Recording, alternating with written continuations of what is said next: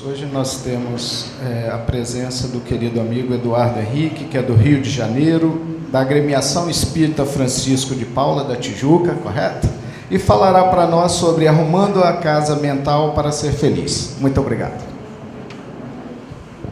De Eduardo para Eduardo. Muito bom, muito bom.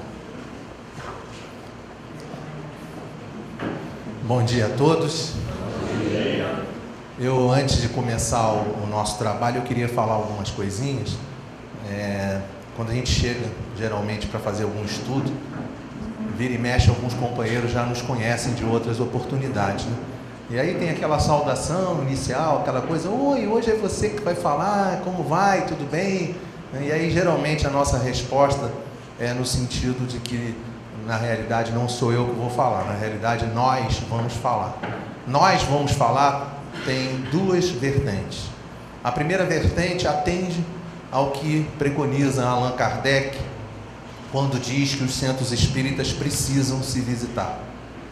Os trabalhadores dos centros espíritas, os palestrantes dos centros espíritas precisam se visitar, porque quando nós saímos de um lugar, vamos em outro lugar e fazemos essas visitas conjuntas, esses trabalhos em conjunto, nós estamos homogeneizando o conteúdo da doutrina espírita, e isso é muito saudável. Então, é fundamental que se compreenda que nesse momento não é o Eduardo Henrique que está aqui. Lógico, mas sou eu, Eduardo Henrique, que estou aqui, claro. Mas, mais do que o Eduardo Henrique estar aqui, estão todos representados, todos os trabalhadores da Agremiação Espírita Francisco de Paula, que fica lá na Rua dos Araújos 28, na Tijuca, no Rio de Janeiro. Estão diretoria, conselheiros, representantes, enfim, todos estão aqui representados por mim e por, logicamente, todos esses amigos espirituais que nos acompanham na condução das tarefas. E outra vertente dessa situação é que quando nós temos feito os trabalhos, nós sempre procuramos fazer o trabalho trocando com a plateia. Não interessa se tem 10, 20, 30, 50, 60, 100, é sempre importante trocar, porque quanto mais nós trocamos, mais nós aprendemos. O aprendizado, ele é um processo de que, se eu ficar aqui falando durante 1 hora, 60 minutos, os pedagogos informam que a capacidade de retenção média do ser humano é de apenas 5%. Ou seja, eu vou falar 60 minutos e as pessoas vão ouvir 3 minutos. É muito pouquinho. Às vezes, são muito mais gente, né? Eu vejo às vezes acontecer coisas assim. Divaldo Pereira Franco fala às vezes para 3.000 pessoas, 4.000 pessoas. Não dá para trocar. E aí, invariavelmente, quando termina a palestra do Divaldo, a relação das pessoas, a reação das pessoas é mais ou menos assim. A pessoa fala assim: nossa, a palestra foi linda, foi maravilhoso, nossa, o Divaldo é demais, o Bezerra no final, com aquela mensagem, não sei o que, a pessoa fala mais ou menos isso. Aí você pergunta para ela, o que ele falou? Aí a pessoa para, fica 1 minutinho em silêncio e diz: nossa, a palestra foi linda, o Divaldo é maravilhoso, o Bezerra no final, e não consegue repetir o que foi dito na palestra, porque a capacidade nossa de absorção é pequena. Por isso que é importante que, mesmo que não todos consigamos falar durante o trabalho, que a gente consiga pensar, que cada um de vocês sejam sensibilizados durante a tarefa, pensando assim: se o Eduardo perguntar para mim, o que eu vou responder? Tá? Sintam-se nessa situação. Quando se fala a respeito de arrumando a casa mental para ser feliz, esse tema é um tema muito interessante, porque não é normal a gente pensar, a gente conseguir se identificar dentro de algumas imagens que aparecem para a gente. Por exemplo, ali no meio da imagem tem aquela senhora segurando aquela vassoura. Vocês estão vendo aquela senhora ali segurando a vassoura? Eu queria que vocês dissessem para mim o seguinte: qual é o nome daquela senhora? Quem falou eu? Eu? Isso, muito bom, é isso mesmo, né? Eu pensei que a pessoa já fosse dizer o próprio nome mesmo. Eu queria dizer que aquela senhora ali chama-se Carlos. Aí o Carlos já fez assim, legal, é isso aí. É Virgílio, Eduardo, Aquela senhora que está ali representa cada um de nós. Ela representa a humanidade terrestre. Porque existe dentro do movimento espírita, existe dentro da doutrina espírita, um conceito que o pessoal chama de reforma íntima. E a reforma íntima nos leva na direção do que o Eduardo falou aqui no início, na prece. Quando ele começou a falar aqui na prece a respeito da reforma, todas as reformas passam por um período, né, que precisa se deslocar as coisas. Se fôssemos fazer uma reforma aqui no ambiente, não sei se vocês já fizeram reforma em casa? Já fizeram, né? Às vezes a pessoa fala assim, vou reformar o banheiro. Aí o que ela faz? Fecha todas as portas da casa, coloca pano embaixo da porta, veda com pano a porta, veda a janela, veda não sei o que. Quando ela abre o armário está cheio de poeira. Por que está cheio de poeira? Porque reforma é uma coisa que suja de uma maneira impressionante. O que a gente convida a cada um de nós fazer não é reformar. O que a gente convida cada um de nós fazer é arrumar a casa, é fazer uma limpeza, é melhorar o ambiente da nossa casa, é fazer uma manutenção da casa, é a gente conseguir perceber que nós não fomos no caminho do mal, não fomos no caminho, né, de deixar transparecer, né, vícios. Isso não aconteceu, né, sem mais nem menos. Isso aconteceu no decorrer de muitos e muitos e muitos milênios. Então o que a gente precisa fazer agora? Outro dia eu estava fazendo um estudo em que eu mostrei uma imagem que era, ao invés de ser essa imagem do cérebro, eu mostrei uma imagem de um liquidificador, tá? E aí nesse liquidificador a gente deveria jogar os conteúdos da doutrina espírita.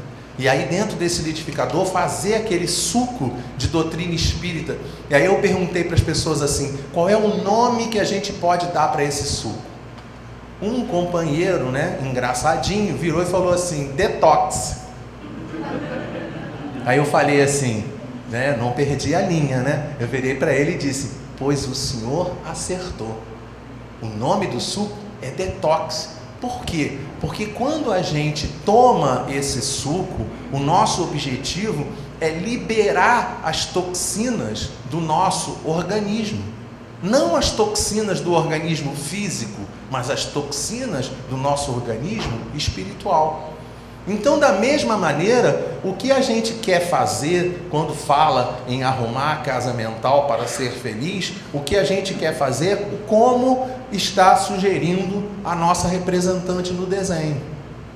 É pouco a pouco limpar do nosso dia a dia a situação do ódio, limpar a mágoa, limpar a soberba, limpar a vingança, limpar o orgulho. Reparem que nós, quando pegamos a imagem, nós gostamos até da imagem, porque a imagem não realça demais a quantidade de coisas que a gente tem que limpar.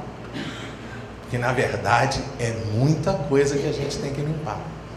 A gente tem que limpar coisas que a gente às vezes nem tem ideia de que a gente tem. Joana de Ângeles, em determinado momento de sua obra, né, repetidamente ela usa uma palavra muito interessante, que ela fala a palavra imo. O que é o imo? O imo são aquelas características que estão dentro da nossa alma, mas elas não estão dentro lá na nossa alma, não, elas estão no fundo, sabe? Às vezes está tão no fundo, que a gente nem sabe que tem essa característica.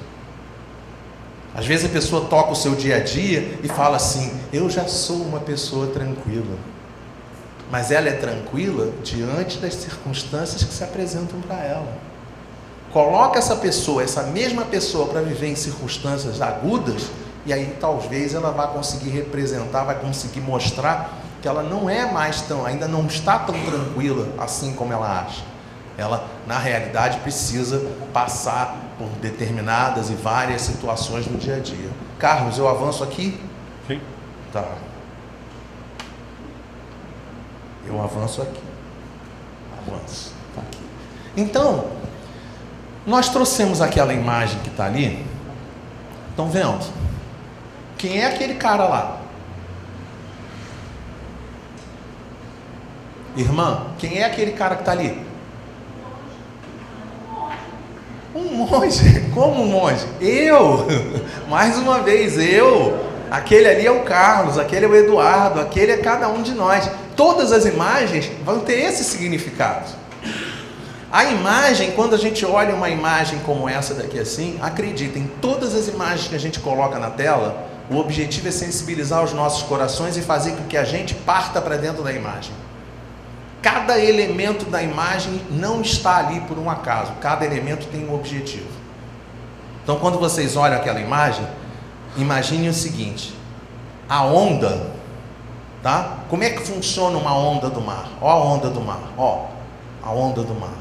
Vai e volta, o tempo todo, vai e volta. Por que esse vai e volta? Esse vai e volta significa simplesmente a reencarnação. Esse vai e volta significa todos os movimentos da vida. É um movimento de inflar e desinflar o nosso pulmão. É um movimento do coração de jogar sangue, retrair, bombear, retrair. Todos os movimentos da vida são dessa forma. Todos. A pedra significa as nossas dificuldades. A pessoa olha essa imagem aqui assim e percebe o seguinte: essa imagem foi tirada de dia ou foi tirada de noite? O que vocês acham? Entardecer, então foi de dia, não foi? Pergunta: vocês estão vendo o sol? Não, mas o sol está ali. É igual agora, se a gente chegar lá fora e olhar, o céu está totalmente nublado, a gente não consegue ver o sol, mas o sol está lá. As nuvens também se conjuntam às pedras para significar os problemas tão difíceis das nossas vidas. São problemas que vão acontecendo no dia a dia, que às vezes a gente não consegue ver uma solução para um problema. A nuvem, ela significa para a gente aquele estado. Vou lembrar aqui o passado de alguns companheiros. Vocês lembram antigamente quando a gente ia fazer uma prova de matemática muito difícil? Acabou de lembrar, né? Não quer nem lembrar? Nossa! Mas vocês lembram? A prova difícil, o que acontecia quando a prova era muito difícil? Qual é o fenômeno que acontece, que geralmente as pessoas dizem corriqueiramente, quando a prova é muito difícil? Me deu um branco. Na verdade, a significação não é que tenha dado um branco, não. Na verdade, deu um preto. Deu uma escuridão. Por quê? Porque a gente, através dessas nuvens negras que ficam sendo formadas na nossa mente, através da insegurança, através da falta de estudo, através da ignorância, através do medo, através de várias situações internas de cada um de nós, o que acontece? A pessoa olha aquilo ali assim, faz assim: ai meu Deus, né? É como se ela tivesse de olhos fechados. É a situação que a gente tem no dia a dia, quando vai chegando no final do mês, tem que pagar uma conta, aí olha para a conta bancária e fala assim: ai meu Deus, como é que eu vou fazer? Né? Por que a gente coça os olhos dessa maneira? Porque na verdade a gente está tentando enxergar a luz. É isso que a gente está tentando fazer. Intuitivamente a gente quer procurar a luz. E mais uma vez, né, o Eduardo plagiando, sem ter visto o conteúdo da mensagem, né, do estudo de hoje, plagiando totalmente durante a sua prece inicial, né, falou em determinado momento: eu sou o caminho, a verdade e a vida. Ninguém vem ao Pai senão por meu intermédio. A luz para nós é Jesus. É Ele que é a luz para nós. Eu queria dizer para vocês uma outra coisa muito importante. Quando o Virgílio fechou comigo a data de hoje, eu falei assim: nossa, que privilégio. Que privilégio falar em Colatina no dia 17 de abril. Pouca gente consegue perceber a importância dos dias atuais. Sim, mas não, mas hoje os companheiros às vezes lembram das datas humanas, direta já, lembra do impeachment, né, dessa possibilidade de impeachment. Mas não é disso que a gente está falando. A gente está falando de coisa muito mais importante do que isso, com todo respeito, logicamente. Muito mais importante do que isso. A gente esquece que amanhã nós teremos a comemoração de 159 anos de lançamento do Livro dos Espíritos. Amanhã. A gente esquece que agora, na sexta-feira, dia 15, os historiadores determinam como sendo o dia de lançamento do Evangelho segundo o Espiritismo. Olha que privilégio! Nós estamos no dia 17 de abril, no final de semana, num domingo, falando num centro espírita, conversando sobre nós arrumarmos a nossa casa mental, entremeados pelo dia 15 na sexta-feira e 18 na segunda-feira. Lançamento do Evangelho, lançamento do Livro dos Espíritos. É muito importante essa data para a gente. Por isso que quando eu estava ouvindo cantar aqui aquela música Quanta Luz, eu olhei assim e falei, meu Deus do céu, eu até ia propor, tem que entrar a gravação do coral dentro das palestras. Tem que entrar. Porque o coral, mas estão treinando. Estão treinando nada, está muito bom.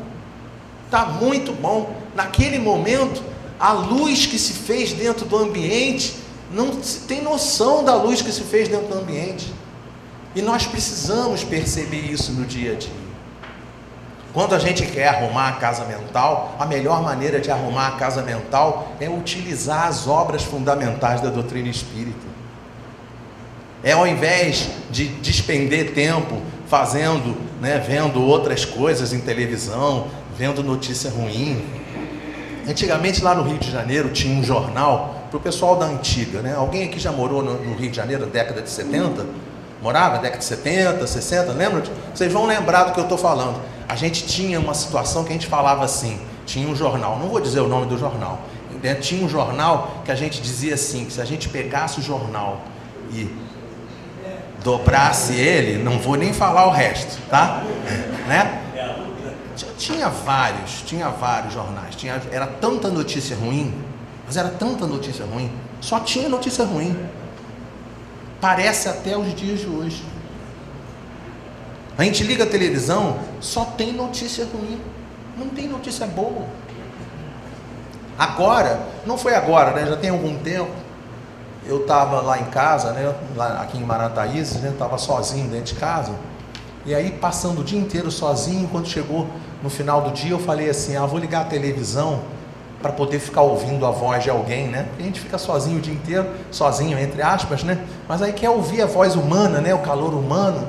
E aí liguei a televisão. Quando a gente liga a televisão, estava passando uma novela, mas eu não fiquei prestando atenção na novela.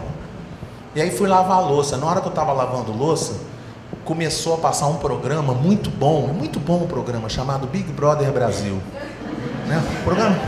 O programa é assim, de uma coisa assim, E aí o programa começou e eu com a mão ensaboada, e eu falei assim, gente, eu tenho que desligar essa droga. E eu fiquei assim, eu tenho que desligar. Só que eu demorei o tempo entre passar uma água na mão e secar a mão para desligar, já foi suficiente para poder pegar um aprendizado para toda a minha vida.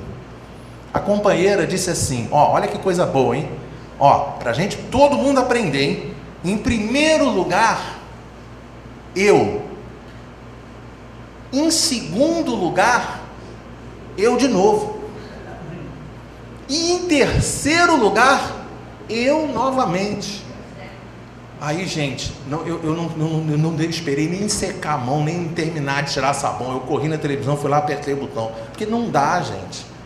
A gente tem que substituir essas bombas que chegam na nossa direção por coisas que consigam reformar os nossos espíritos, transformar os nossos espíritos, nos transformar em pessoas melhores.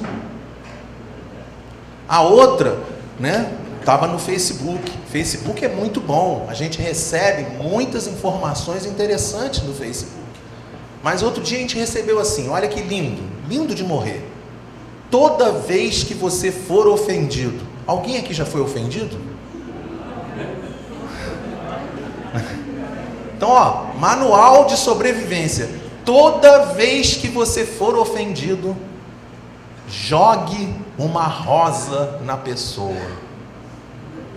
E aí embaixo, com letra pequena, tinha assim: e não esqueça de jogar o vaso junto. Gente, não. Entendeu? Não. E não joga nem a rosa, porque vai jogar a rosa, tem espinho, vai machucar a pessoa. Não é isso. Não faça isso. Isso não é aprendizado. Então a gente precisa ir na direção desses aprendizados. E aí a gente lembrou que no dia 23 de março, que foi a data que eu comecei a montar esse arquivo aqui, nós lembramos de uma música da Tia Vilma. Tia Vilma, para quem não conhece, foi uma evangelizadora, autora de muitas músicas, né, espíritas, e ela, nas apostilas de evangelização da Federação Espírita Brasileira, eu vou arriscar aqui, né, 2/3, 50%, tá? Metade, 2/3 das músicas, todas são da autoria da Tia Vilma. E uma das músicas é essa que está aqui em cima, falando que o Evangelho de Jesus ensina como devemos viver. Conta histórias tão lindas que eu nunca mais vou esquecer. Então, se a gente quer transformar a nossa casa mental, nada melhor do que ir na direção do Evangelho. Esse trabalho aqui, que a gente está vendo aqui, é um trabalho que tem 40 e tantos slides. Não vai dar tempo da gente fazer tudo hoje. Isso é um seminário que a gente está utilizando atualmente para poder aplicar em grupos de médiums, porque chama a pessoa a responsabilidade da sua própria transformação, da sua renovação, da sua preparação para um trabalho de servir. Porque uma das coisas mais importantes que existe dentro do trabalho na casa espírita é que a gente precisa se transformar para servir melhor. A gente tem que parar, no decorrer do tempo, cada vez mais a gente tem que parar de fazer o esquema do faço o que eu digo, não faço o que eu falo. A gente precisa se transformar. Nós temos cada vez mais que ser reconhecidos por nos amarmos, por nos tolerarmos, por nos ajudarmos. Nós precisamos trabalhar dentro de cada um de nós, trabalhadores da casa espírita, precisamos trabalhar a arrumação da nossa casa mental. Porque essa arrumação é que nos dá autoridade para fazer as tarefas cada vez com melhor ascendência espiritual. Não é suficiente a pessoa querer fazer o bem. Fazer o bem é muito bom. Só para se ter uma ideia, né, aqui no salão, quantas pessoas tem mais ou menos aqui no salão, gente? 100, 110? Alguém? 100 pessoas, vamos lá. 100 pessoas, 110, 120, não importa. Vamos supor que nós desejássemos ajudar um problema que está lá no outro lado da rua, tá? Está lá no outro lado, está lá na praça da igreja, tá? Está lá na praça da igreja, está acontecendo uma determinada situação, todos nós resolvemos ir lá ajudar. Pergunta: vocês topam ir ajudar? Está precisando de ajuda, você topa? Ó, só para facilitar para vocês, ó, tá gravando ou não gravando, não interessa. Se precisar de ajuda lá, eu vou lá. Então, se eu estou dizendo que eu vou, né? Dá para a gente ir também. Todo mundo topa? Quem topa ir lá, levanta a mão, só para eu saber. Isso, legal. A ajuda que precisa é aplicar injeção na veia. Quem sabe aplicar injeção na veia? Ó, repare o seguinte, ó, vou fazer de novo o exercício com vocês, tá? Vou fazer de novo o exercício com vocês. Percebam a volta de vocês. Primeira pergunta: quem topa ajudar, levanta a mão. Quem é capaz de dar injeção na veia, fica com a mão levantada. Vocês estão percebendo? Então reparem, por maior que seja a nossa vontade de ajudar depende da nossa capacidade, depende da nossa formação, depende da nossa habilitação. Se a gente não se habilita, não tem como ajudar. Pode ter a maior boa vontade do mundo, não vai conseguir ajudar. Se ao invés de dizer que a gente tem que aplicar uma injeção na veia, eu dissesse que a pessoa tem que fazer uma cirurgia buco... Olha o Virgílio lá levantando a mão lá, é comigo. Entenderam? Se tiver que fazer fricassê de frango, agora fortaleceu. Entenderam? Então, dependendo do que vai ser a ajuda, a pessoa vai levantar a mão ou não vai levantar a mão. E uma faxina? Agora todo mundo é capaz. Mas será que todo mundo vai, na hora de fazer, essa foi muito boa contribuição. Quem é que está habilitado a fazer uma faxina na casa? Repara que não foi, aqui no centro, aqui no centro espírita. Vamos pegar o nome? Agora a segunda pergunta, quem é que está habilitado a fazer a faxina sorrindo?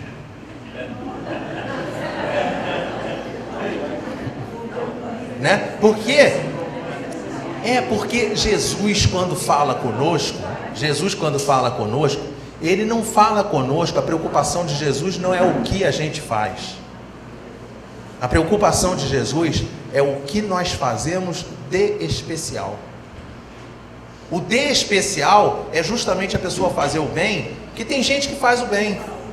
Outro dia eu fui num determinado hospital e vi um enfermeiro trabalhando, num trabalho maravilhoso, enfermagem, gente, enfermagem é uma coisa espetacular. Ele chegou com muito carinho, tinha um senhor muito humilde, tá? Mas humilde na conotação popular de humilde, tá? Era um senhor de muita idade, muito doentinho, precisava tomar uma injeção de benzetacil, e aí o companheiro virou para ele, no meio assim da assistência, virou para ele e falou assim: benzetacil, o senhor não vai poder tomar no braço, o senhor vai ter que tomar nas nádegas. E falou para ele assim: tira a roupa. No meio da assistência. Enfermeiro. Aí o senhor não tinha onde botar a cara. Ele disse assim: mas eu estou sem cueca. E ele disse: tira a roupa. Não é só ajudar. Ele pegou uma injeção com agulha fina. Para quem já sabe o que é injeção de benzetacil, ele tentou uma vez, entupiu, aí tirou. Tentou a segunda vez, entupiu, tirou. Tentou a terceira vez e o senhor começou a chorar. Pergunta: isso é ajudar o próximo? Então, se a gente for ajudar, ainda tem que fazer assim. A pessoa tem que lembrar que tem que ajudar sorrindo. É diferente. Quando a gente pensa em arrumar a casa mental, eu pedi para ser preparado esse primeiro slide, né, que era a página de leitura, o prefácio do Evangelho segundo o Espiritismo. Para quê? Para a gente poder perceber que durante a ajuda, durante esse trabalho de arrumação da nossa casa mental, nós não estamos sozinhos. Olha quem vem ajudar a gente. A gente tem que ler essas frases assim, período por período, bem devagarzinho, para poder pegar a profundidade do que está sendo dito. Às vezes a gente pega o prefácio e lê o prefácio, né? E não consegue absorver a profundidade do que está sendo dito para a gente. O prefácio do Evangelho segundo o Espiritismo é assunto para a gente ler todo dia. Ele começa dizendo: os Espíritos do Senhor. Quem é o Senhor? Quem é o Senhor? Essa água é minha. Quem é o Senhor, gente? Deus.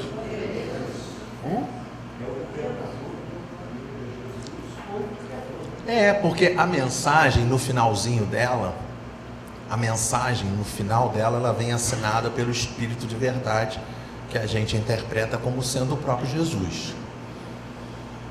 Então, na realidade, a gente nem interpreta não. O próprio Allan Kardec, em vários momentos, dentro de obras fundamentais, afirma isso, tá? Mas, vamos adiante. Aqui o Senhor realmente é Deus. Então, quando ele está falando aqui, ele está falando dos Espíritos de Deus. Ele está falando dos Espíritos que conseguem dizer assim: eu e o Pai somos uno. E ele afirma isso com uma segurança tão grande, que na frase seguinte, ele reafirma a frase anterior. Quando ele diz que esses Espíritos são as virtudes, não do céu, mas dos céus. Eles reúnem todas as virtudes. Aí diz mais, que eles espalham-se por toda a superfície da terra. E logo depois ele faz uma imagem, quais estrelas cadentes. Mais adiante, eles fazem uma comparação da energia deles com a nossa. Na hora deles falarem da gente, eles dizem assim: tomai da lira. Vocês já ouviram uma lira tocando? Alguém já ouviu uma lira? Lira tocando é assim, uma coisinha assim bem suave, que somos nós. Pouca potência. Eles não. Esses espíritos são trombetas. Para quem já viu uma trombeta tocar, se tocar aqui, a gente tem que botar uma trombeta tocando aqui dentro, a gente tem que botar a mão no ouvido, porque a gente não aguenta o barulho que faz. E esses espíritos se espalham por todo o planeta. Aí a pessoa fica preocupada, né, Eduardo? Fica preocupada. Hoje vai ter votação. Meu filho, larga para lá. Tudo que a gente tiver que passar, a gente vai passar, porque eles estão no comando. Não estamos abandonados. Nenhuma ovelha está abandonada. Nenhuma. Não vos deixareis órfãos. Foi o que Jesus disse para a gente.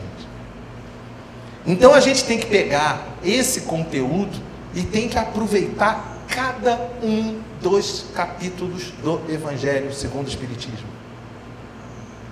Não vou analisar todos. Não tem tempo, mas tem tempo para a gente poder falar um pouquinho a respeito dessas imagens que estão aqui. Carlos, as imagens vão para a internet, não vão? Então depois, quando as pessoas puderem baixar o vídeo, olhar, analisar, pausa nas imagens e fica absorvendo o conteúdo que a imagem diz. Cada imagem tem metáforas a respeito das nossas vidas. Quando ele diz nesse momento que não vim destruir a lei, o primeiro capítulo do Evangelho segundo o Espiritismo, a gente quer dar um realce àquele sol que está ali no meio da imagem. Porque o sol que está no meio da imagem é Jesus. O nosso companheiro Raul Teixeira, eminente palestrante, orador, lá do Rio de Janeiro, da Sociedade Espírita Fraternidade em Niterói, em determinado momento, num programa na televisão, ele disse assim: os benfeitores espirituais revelam que Jesus não é apenas Cristo planetário. Se ele é governador do nosso planeta, e se precisou, na formação do planeta, manipular energias do Sol, significa que ele obrigatoriamente também precisa ter ascendência sobre o Sol. Então esses espíritos revelam que ele é um Cristo solar. Só para a gente entender. Responsável pelo planeta, mas Cristo solar. Isso é importante, porque quando ele diz para a gente assim: eu sou a luz do mundo, aquele que me seguir jamais andará em trevas. Isso é muito importante para a gente, porque quando nós olharmos as leis da natureza, e aqui dentro dessa imagem, mais uma vez a gente tem a representação de tudo que existe dentro da nossa natureza. Quando a gente olha a montanha, a gente está falando de quê? Quem lembra? Dificuldades. A gente está falando de fé. Se tivesseis a fé do tamanho de um grão de mostarda, dirias para essa montanha: move-te daqui para ali, e ela se moverá.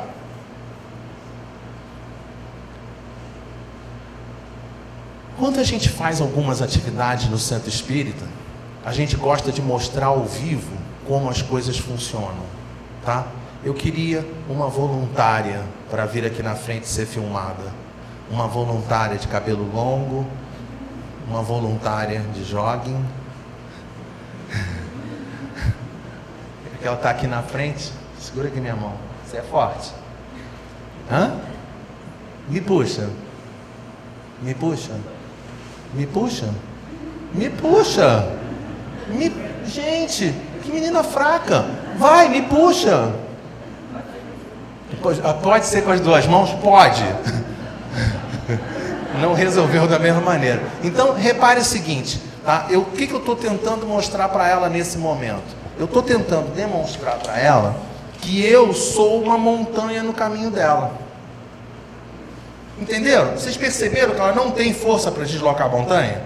Não tem. Da mesma maneira como nós, diante de uma montanha como essa, diante de dificuldades enormes no dia a dia, não adianta você chegar embaixo da dificuldade e falar: sai daqui, move-te daqui para ali. Ela não vai se mover, não.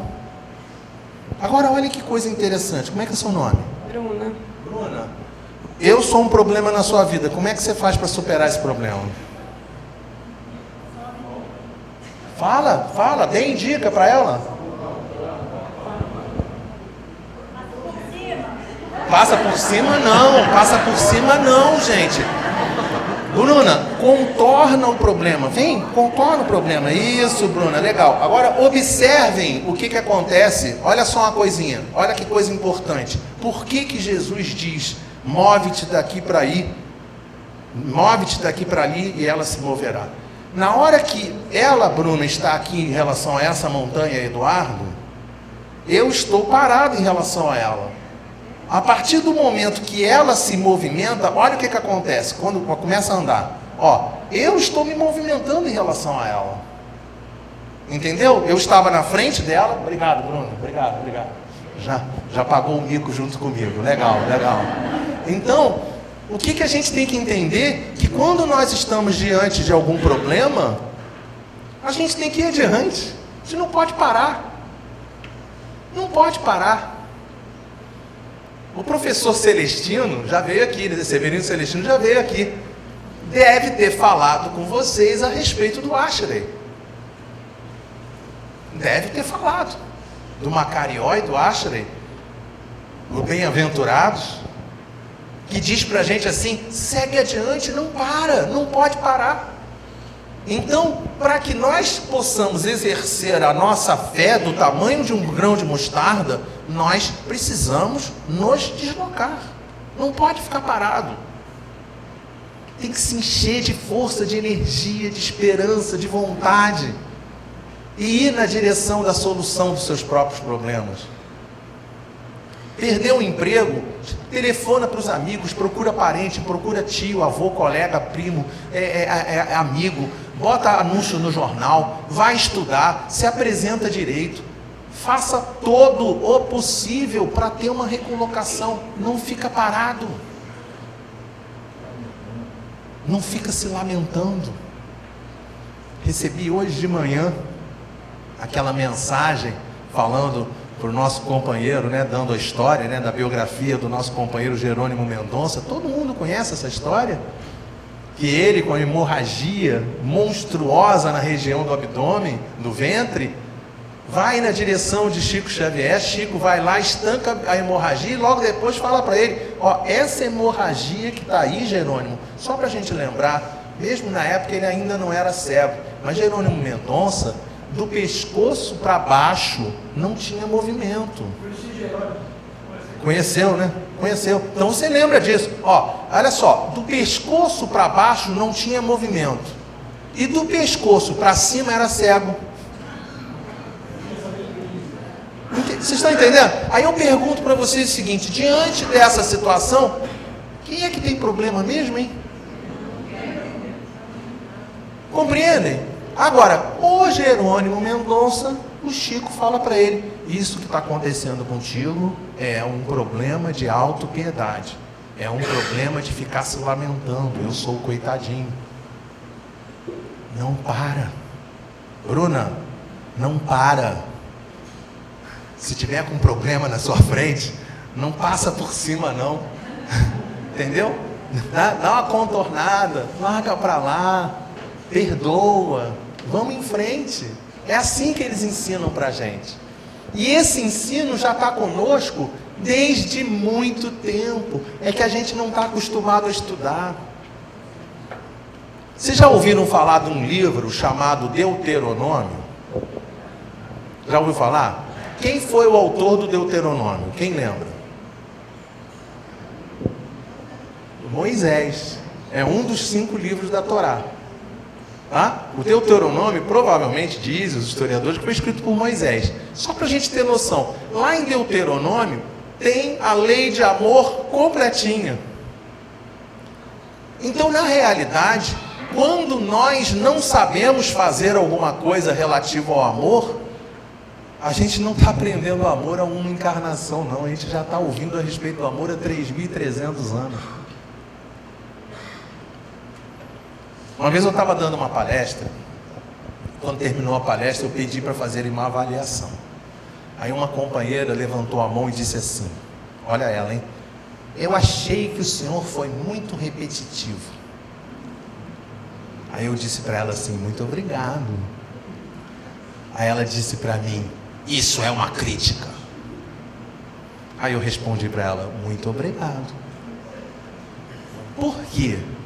Porque Jesus não veio destruir a lei.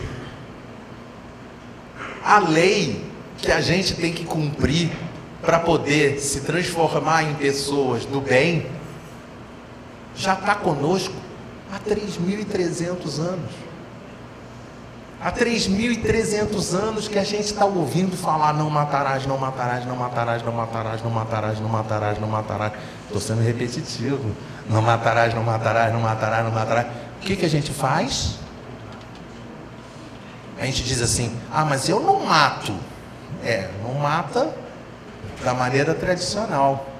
Mas às vezes uma outra pessoa chega para falar com a gente, feliz da vida, com um sorriso no lábio: ah, eu preciso te contar uma coisa. Pois é, eu também preciso te contar. E pum. A pessoa não consegue falar nada e você mata o entusiasmo, mata a alegria, mata a esperança, mata tudo da pessoa. Isso porque eu não quero falar que a gente tem que se amar. Deu hora já? Ai, que susto. Olha o capítulo 2. Meu reino não é desse mundo. Companheira lá da porta. Quem é aquela ave? Eu, isso.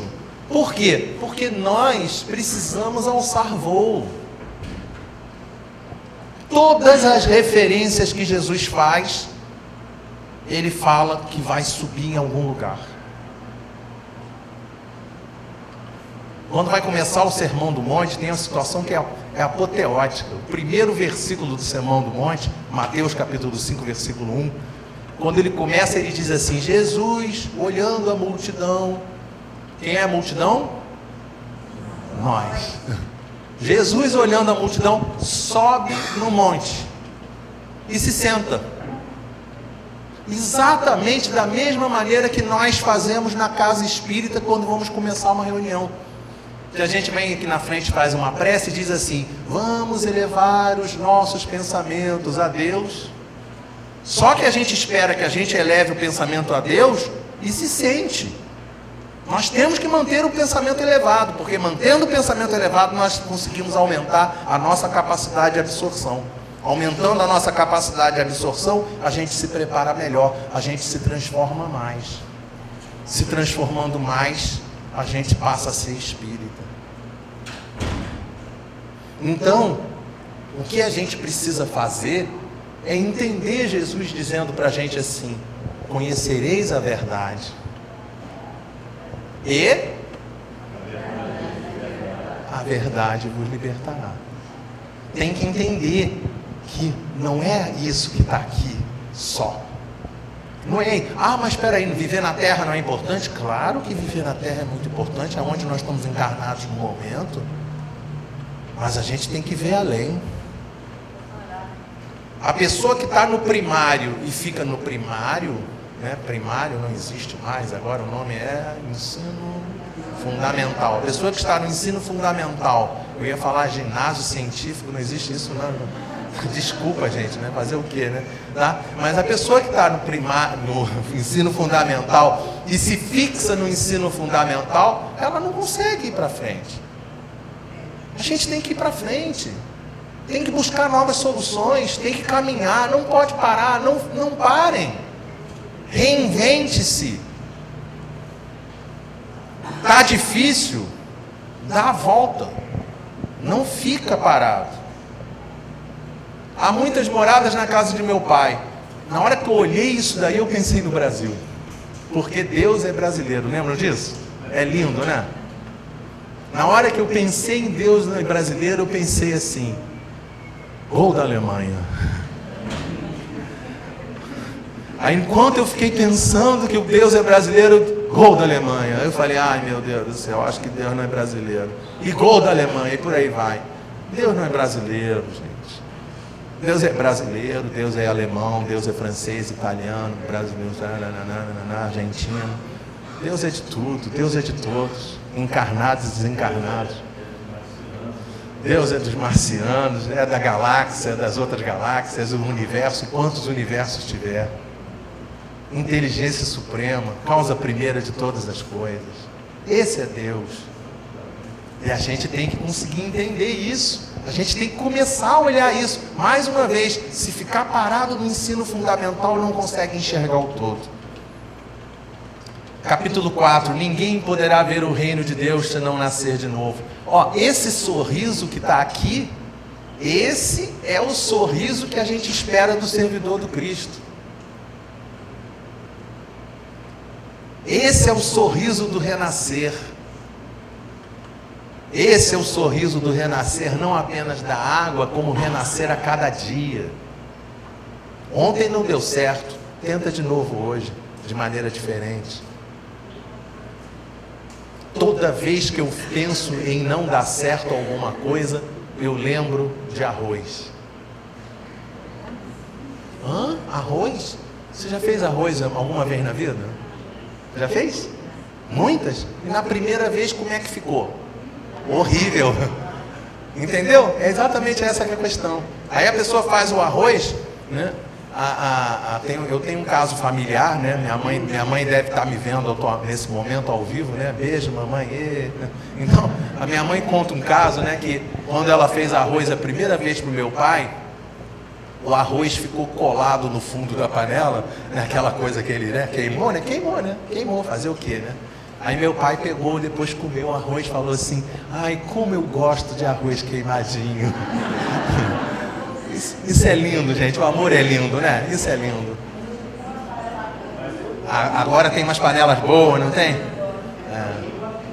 Eu antigamente estava fazendo macarrão na minha casa, há muitos anos, né?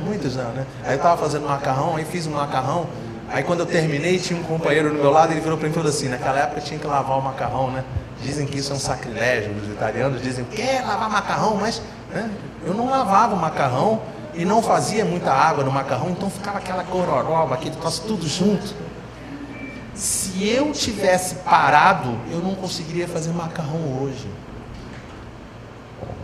Fez errado uma vez, sorri, faz de novo.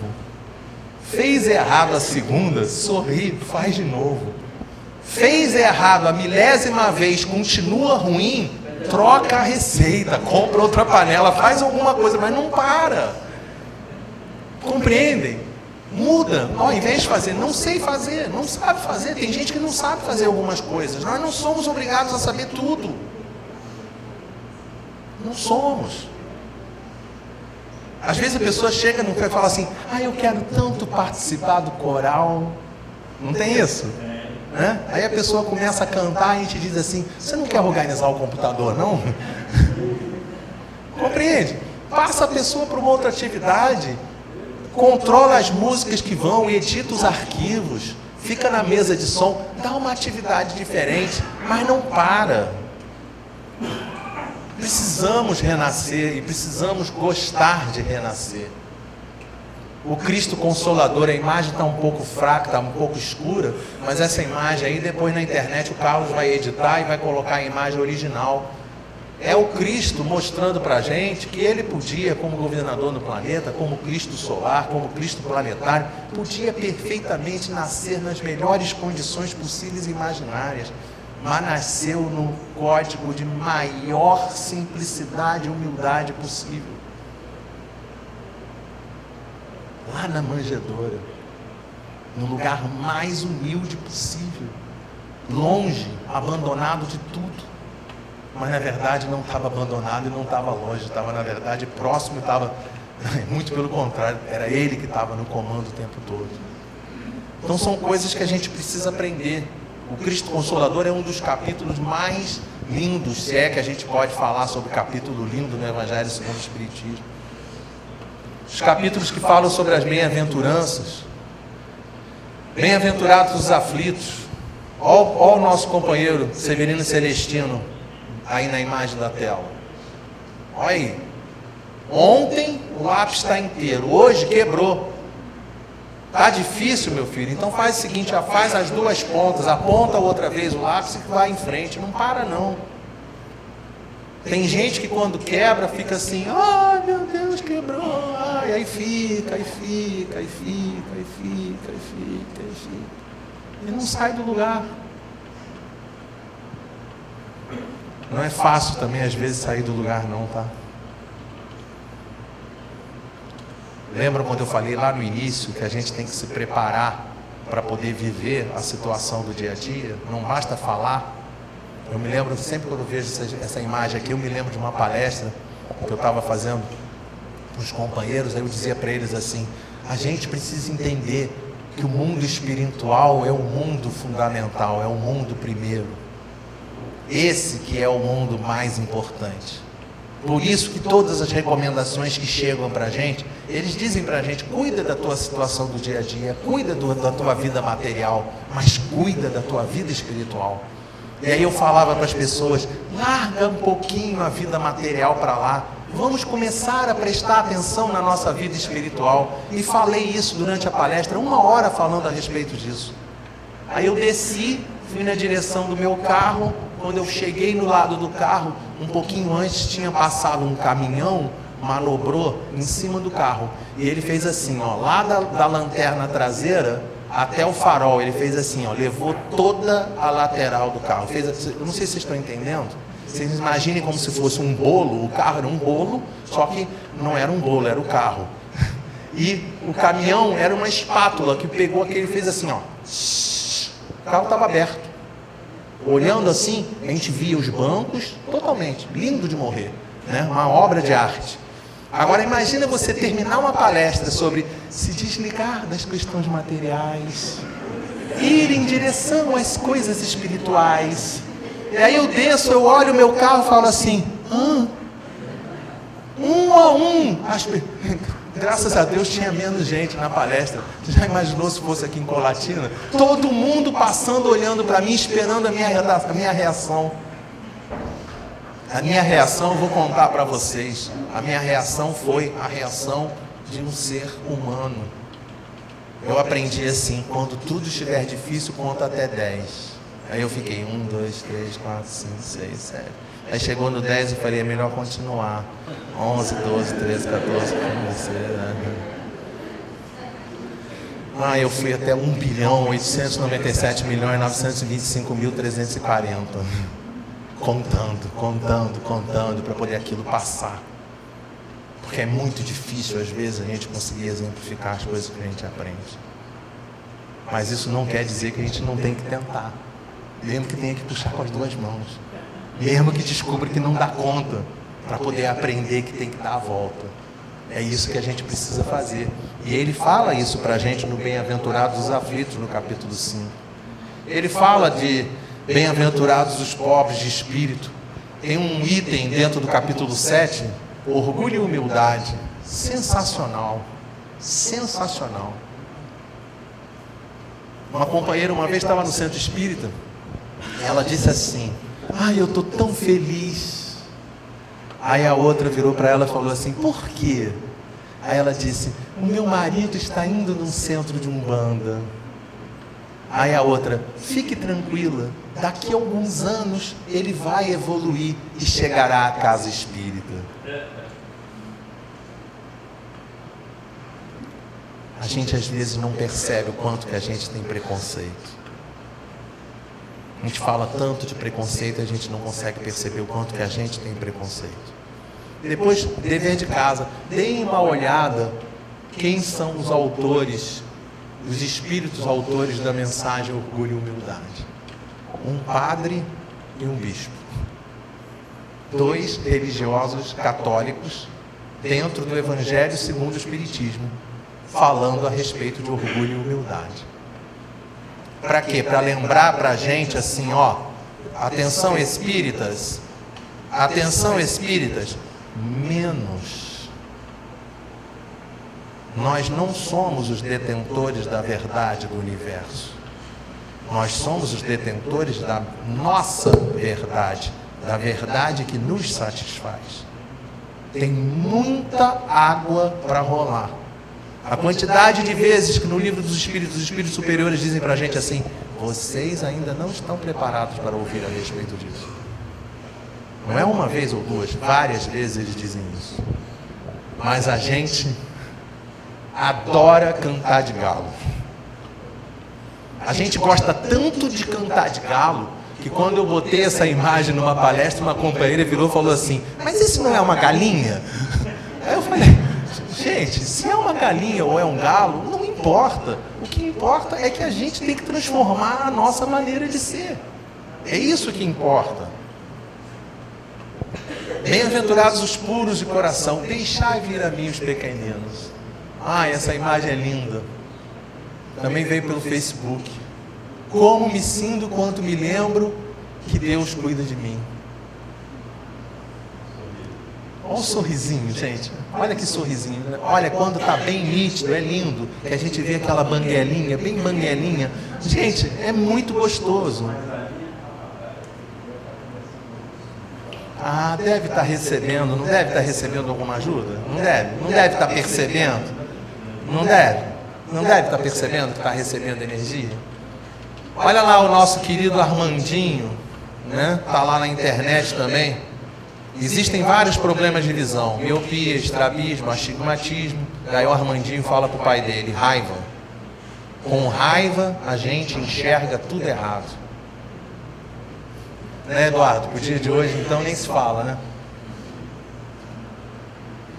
Não interessa direita ou esquerda, não interessa a bandeira, gente. O que interessa é Brasil. A gente às vezes fica despendendo tanto tempo olhando o que está acontecendo lá de fora que deixa de se preocupar com o que está acontecendo dentro. É aqui que a gente tem que se transformar. Façamos cada um de nós a nossa parte. Trabalhemos com afinco. Trabalhemos com dedicação, com amor. Às nossas famílias, aos nossos amigos, irmãos, parentes, a nossa cidade, a nossa comunidade. Trabalhemos com amor. E tudo se transformará à nossa volta. Desperta tu que dormes. Desperta tu que dormes. Esse despertador é de quem mesmo, hein? Ela saiu da porta. De quem é essa? É Paulo de Tarso que falou isso. Mas de quem é esse despertador? Meu, é isso, tá? É o nosso despertador. Está lá no capítulo 9, bem-aventurados os mansos e pacíficos, a afabilidade e a doçura. Precisamos ser dóceis. E aí a gente vai embora no Evangelho. Cada imagem que eu vou registrar aqui para vocês, cada imagem. Olha que beleza essa imagem da esquerda aí, ó. Faltou eu fazer uma edição aqui. Pelo amor de Deus, isso que está à esquerda está errado, tá? Isso aqui é desculpa que não está correto, não está correto. Às vezes você precisa perdoar e esquecer. Não, pois é, mas para ver o quanto que está errado, tá? Às vezes você precisa perdoar e esquecer. Perdoar a pessoa e esquecer que ela existe. Gente, isso daqui é não perdoar, tá? A frase correta é: Sempre precisamos perdoar. Não precisa esquecer, não. Não precisa. Perdoar não tem nada a ver com esquecer. O próprio Raul Teixeira, que a gente citou agora há pouco, estava fazendo uma palestra a respeito do perdão, e ele lembrou, imaginem a situação, a mãe, né, está lá em casa, tem um vaso maravilhoso da dinastia Ming. Aí o filho pequenininho foi lá e quebrou o vaso. Com aquele vaso ela comprava 10 apartamentos. Pergunta, daqui a alguns milênios ela vai perdoar o filho? Não, brincadeira, ela vai perdoar imediatamente. Mas quando ela perdoa o filho, ela vai esquecer que o filho quebrou o vaso? Não, ela não vai esquecer. Mas ela vai olhar para aquilo e vai dizer assim: filho, você não tem noção de como é que você era quando era criança. Você quebrou um vaso da dinastia Ming. Aí o filho vai falar: é isso mesmo. E aí fica aquele negócio, rir do que aconteceu. Entenderam? É isso que é perdoar. Perdoar é você largar para lá, superar, mas não vai esquecer o que aconteceu. Não guardar mágoa, não guardar rancor, não guardar nenhum tipo de sentimento, nem pressentimento e nem ressentimento. Nenhum sentimento a respeito do assunto. Superar a questão. Guardar rancor é como segurar um carvão em brasa para jogá-lo em outra pessoa. Você é o único que se queima. Isso é muito sério. É para a gente olhar e guardar. Capítulo 10. Bem-aventurados que são misericordiosos. Perdoai para que Deus vos perdoe. Olha o cisco e a trave. Né? Tem um cisco no teu olho. Eu acho isso ótimo. Já que está gravando, vou contar. A gente não deve contar casos pessoais que são positivos, né? Mas mico a gente pode contar. Uma vez eu estava, né, perto de casa, aí saí de casa, aí tinham vários vizinhos sentados, aí o primeiro falava do fulano: fulano não vale nada. Aí o segundo: porque ciclano não vale nada. Aí o terceiro foi: porque o Beltrano é terrível, Beltrano é isso, Beltrano é aquilo, Beltrano é isso. Aí eu olhei aquilo e falei assim: o quê? Eu vou ficar parado num lugar cheio de maledicência? Mas não vou mesmo, eu vou lá para dentro de casa e vou telefonar para minha esposa. Aí liguei para minha mulher: oi, Voela, tudo bem? Você precisa ver, não tem condição de ficar na rua não. O fulano de tal está falando da vida do não sei quem, não sei o que lá, porque Beltrano está falando de Beltrano, que não sei o que está falando da vida do outro, não sei o que lá, porque o outro está falando da vida do outro, não sei o que lá, porque não sei o que lá. Esses caras são um monte de fofo.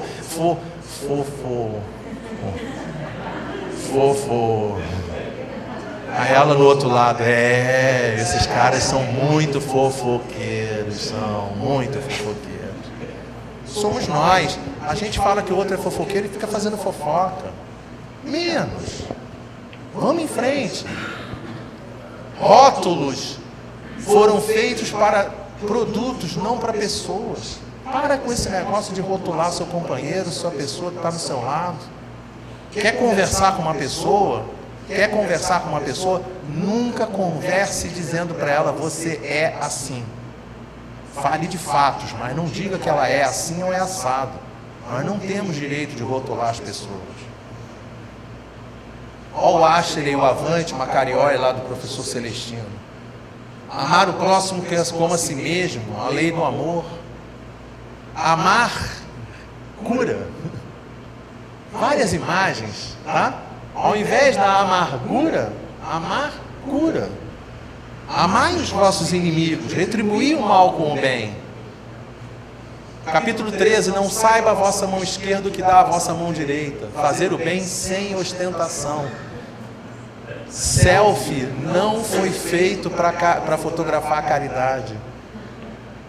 Nós adoramos tirar selfie, mas não faça isso. Não conte. Isso tem que ficar no segredo mais possível que possa se ter. Honrai a vosso pai e a vossa mãe. Quem é minha mãe? Quem são meus irmãos? Honrai a vosso pai e a vossa mãe ainda, capítulo 14, parentela corpórea e parentela espiritual. Lembrar que nos nossos lados, muitas das vezes, vem companheiros, que a gente tem relações de múltiplas encarnações. E por aí vai, gente. Eu vou parar aqui.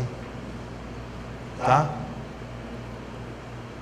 Cada capítulo do Evangelho é um roteiro seguro para que nós possamos transformar o nosso interior. Que a gente possa investir com muita força de vontade, com muita força de vontade.